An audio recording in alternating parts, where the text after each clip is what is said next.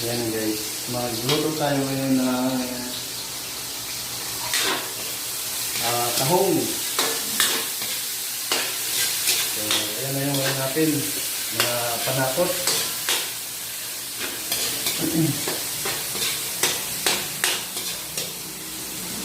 Diyan na kayo nakahubad yung chick cook.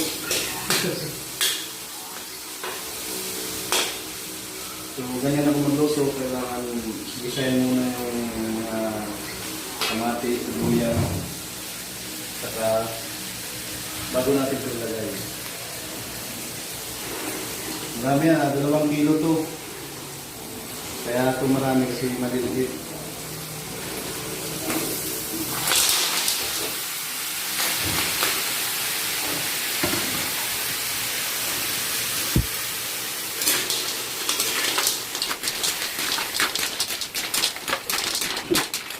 Kaya lang yung takip namin maliit.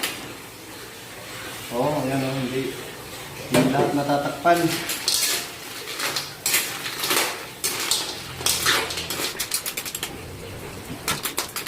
Stop na, stop. Tahong guys, tahong.